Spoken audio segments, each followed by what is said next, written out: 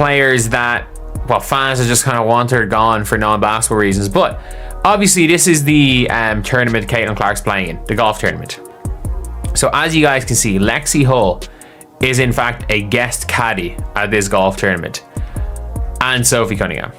It was a swing heard around the world, but this wasn't a game-winning shot on the basketball court. This was on the pristine green of a golf course. Caitlin Clark, the very face of contemporary basketball, the woman who was supposed to be the saving grace of the WNBA, was making headlines for a reason that sent a shockwave through the entire sports world. She wasn't entering a packed arena to the roar of fans. She was stepping onto the fairway of one of the most prestigious golf tournaments on the planet, and she wasn't alone.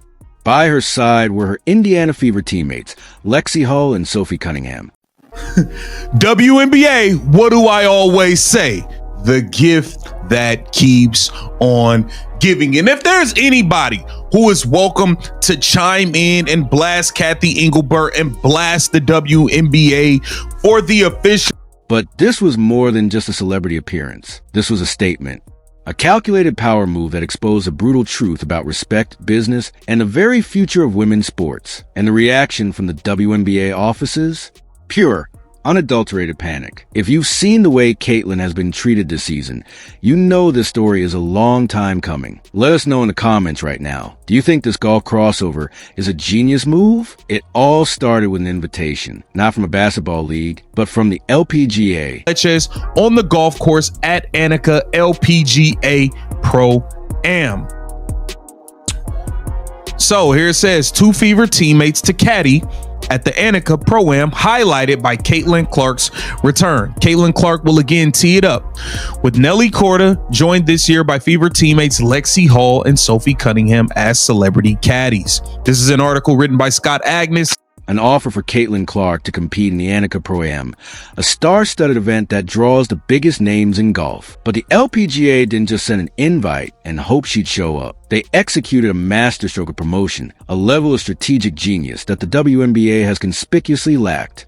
They understood that Caitlin wasn't just another athlete. She was a cultural phenomenon, a player who single-handedly drove television ratings and sold out arenas. The LPGA saw an unprecedented opportunity to tap into a brand new, massively engaged demographic, the millions of basketball fans who follow Caitlin's every move. Their strategy was deliberate and brilliant. They paired her with their undisputed #1 star, the world's top female golfer, Nelly Korda. Golf debut, and it is no fault of hers that I got upset. It is the fault of the WNBA because the LPGA just did everything that the WNBA should have been doing this season. They did it all correct in literally one day. So I talked about it in a previous video how this Pro-Am event originally wasn't even going to be televised, but there were so many fans who were emailing the organization saying, how can we watch Caitlin? Can we come to the event?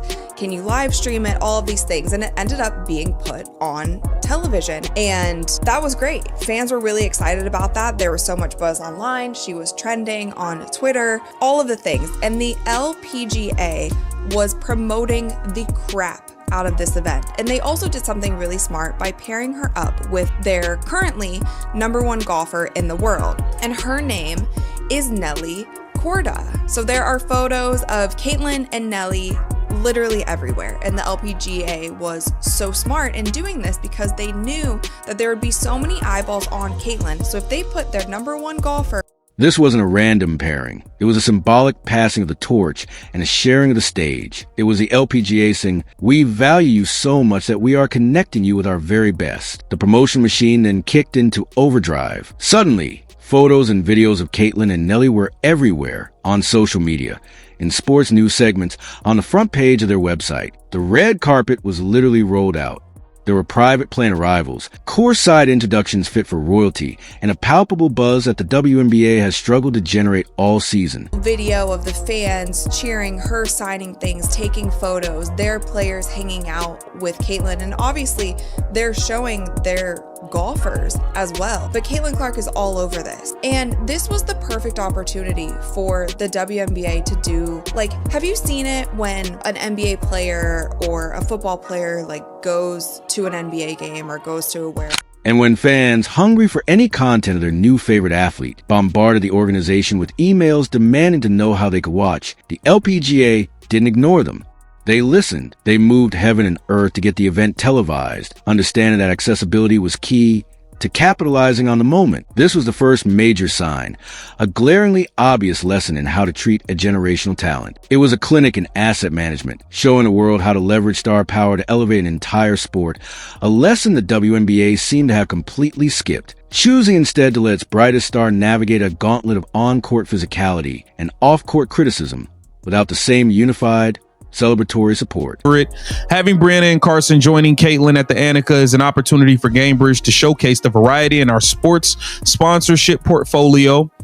In addition, as partners with the Indiana Fever, we look forward to welcoming Caitlin's teammates Sophie and Lexie to Tampa Bay to elevate and shine a spotlight on women's sports. Gamebridge is the presenting sponsor of the event, once again putting a spotlight on women's sports. The annual LPGA tournament features the world's best female golfers competing for a share of $3.25 million purse and proceeds benefiting the Annika Foundation. For Clark, Hall, and Cunningham, it's a chance to strengthen connections across women's sports while continuing. But what Caitlin did next is what truly shifted the narrative from a simple crossover to a full-blown movement. After receiving the invitation, she didn't just accept it for herself, content to bask in the solo spotlight. In a move that showcased incredible foresight and leadership, she picked up the phone. She called her Indiana Fever teammates, Lexie Hull and Sophie Cunningham. The message was simple, powerful, and united. Let's do this together. Let's show them what real support looks like. In a single phone call, Caitlin transformed the event from a solo act into a powerful coalition. She was intentionally sharing her massive platform, bringing her colleagues along for the ride, and ensuring they too could benefit from a national exposure. This stood in stark, dramatic contrast to the divisive narrative being pushed within the WNBA ecosystem, where whispers of veterans being jealous and resentful of a new star dominated headlines. Here was Caitlin, proactively and publicly creating a monumental moment for her teammates on a global stage. Lexie and Sophie weren't just passive guests in the crowd. They were signed on as celebrity caddies, right there in the heart of the action, wearing the bibs and carrying the bags, integral parts of the story. This was a display of unity and mutual uplift that the basketball world had been desperately waiting to see. It was a silent but devastating rebuttal to the idea that she was a divisive figure. The most powerful part? This statement of solidarity and collective ambition wasn't happening on a basketball court under the league's banner. It was happening on a golf course, on the LPGA's turf, proving that the concept of team could transcend sport itself and become a powerful business and cultural strategy. Behind the scenes, according to multiple reports and insiders, absolute chaos was erupting. The news of Caitlin's LPGA debut, powerfully backed by her own WNBA teammates, hit the league's headquarters like a ton of bricks. This wasn't a one-off novelty act. It was a coordinated exodus of star power to a competing sports organization. Emergency meetings were allegedly called among the highest levels of league officials and terrified team owners. The panic wasn't just about a scheduling conflict. It was a full-blown existential crisis over the player crossover issue. The question on everyone's mind was terrifyingly simple. What happens if our biggest star, the one who is supposedly carrying the league on her shoulders, finds more love, more respect, and more financial opportunity in another sport? The business implications were immediate and severe. Major sponsorship deals, which had been tentatively secured on the back of the Caitlin Clark effect, were already getting shaky, with sponsors asking difficult questions about the league's environment and long-term stability. Television ratings for the league, which had seen an initial historic surge, were reportedly beginning to drop by a significant margin as the season's narrative became dominated by controversy rather than competition. And then came the most chilling leak of all from a high-level insider to ESPN. The claim that if Caitlin Clark decided not to return for the 2026 season, the WNBA might not even survive. The source suggested that the league's financial structure is so fragile and so dependent on the momentum she generates that her departure could trigger a catastrophic collapse of broadcast deals and sponsor confidence. That's how much was riding on this. This wasn't just about a golf tournament anymore. It was a stark warning about the potential implosion of an entire professional sports league, all because they failed to protect and promote their most valuable asset. So what was the core issue? What did the LPGA offer that the WNBA seemingly could not? One word: respect. But this wasn't just about polite applause. It was about a fundamental difference in environment and treatment. From the moment Caitlin Clark entered the WNBA, her experience was a jarring paradox of record-breaking viewership and intense, often brutal, physical play on the court. She was subjected to a series of hard fouls, some so aggressive that they were universally labeled as cheap shots by neutral analysts and fans alike, leading to fines and widespread condemnation. Off the court, she faced a steady drip of criticism from some veteran players who publicly downplayed her impact, suggesting she hadn't earned her fame or that the coverage she received was unjustified.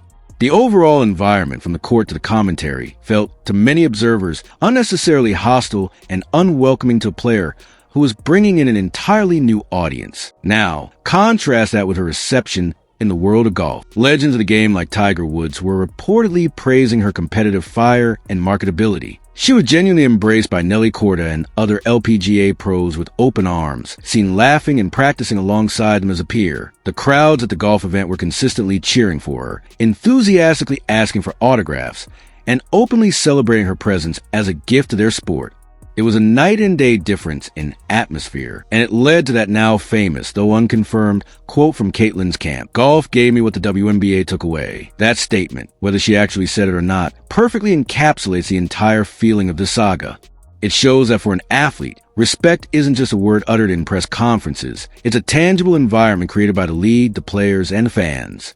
It's a feeling of being safe, valued, and celebrated.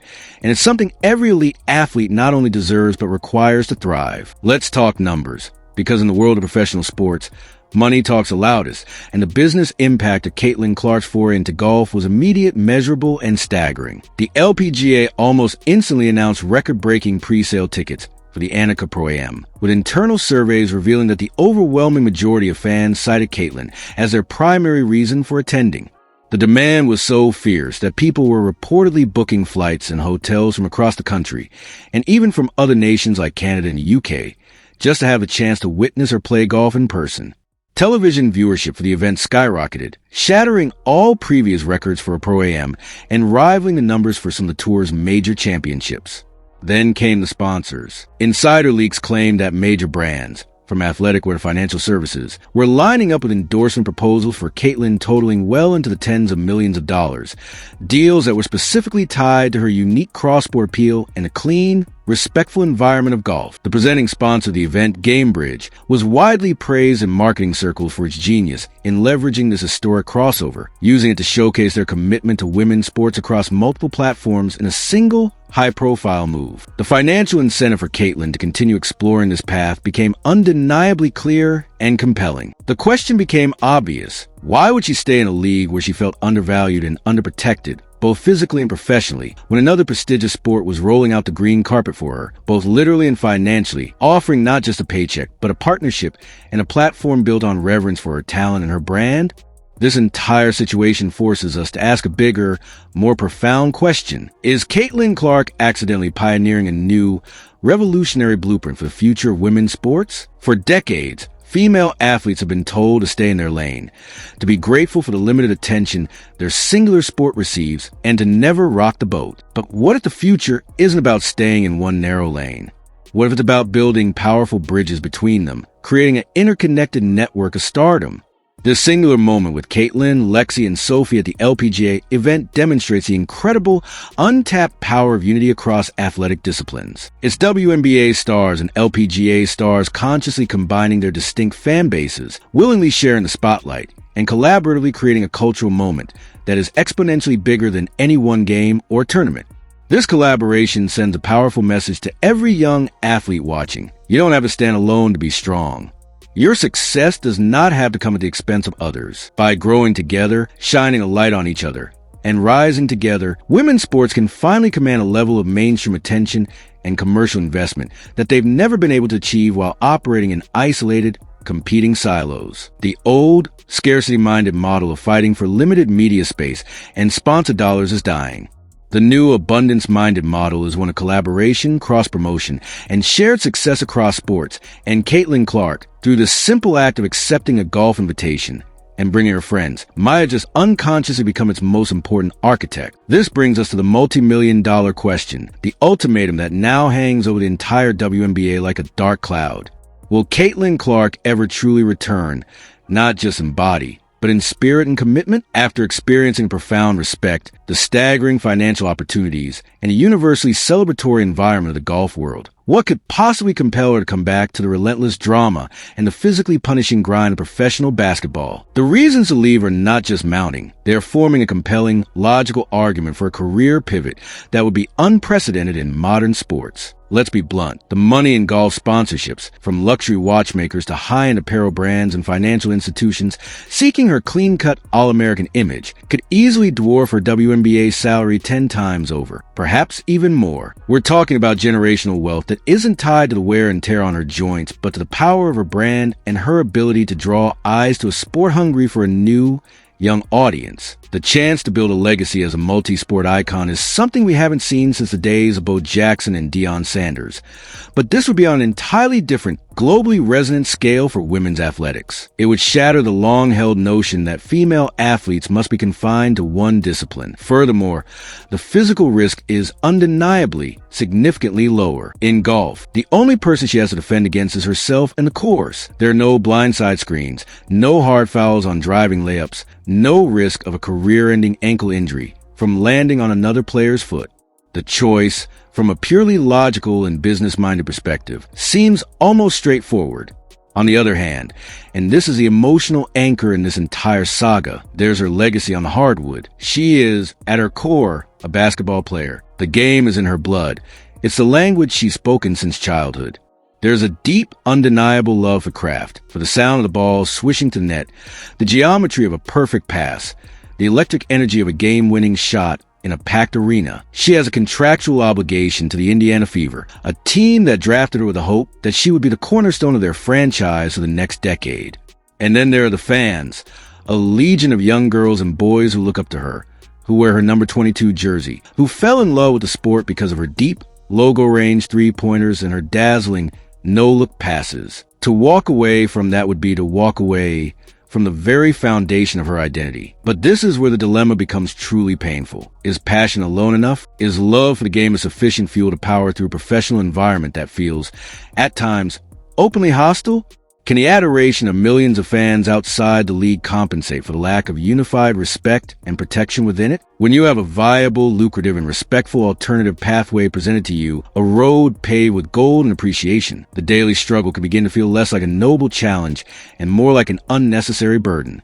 The decisions she makes in the coming months will reverberate for years, even decades to come. It will set a precedent for every transcendent talent that follows her. If she stays, it could force a long overdue reckoning and reform within the WNBA, proving that even its flaws cannot break its brightest star. But if she goes, or even significantly leverages the golf world for more power, it will send an unmistakable message to every sports league that in the modern era, talent is fluid, and if you fail to cherish your stars, another sport will gladly welcome them with open arms. This is no longer just about basketball versus golf. It's about the very soul of an athlete and who gets to define the limits of their greatness. In the end, this story is so much bigger than a basketball player playing golf. It's a story about recognition. It's about the world finally recognizing that true greatness cannot be contained in one arena, one role, or one set of expectations. Caitlin Clark's journey is proving a fundamental truth that an athlete's value travels with them, not with their environment. Whether it's the roaring hardwood of a basketball court or the quiet intensity of a golf course, her presence naturally inspires people to watch,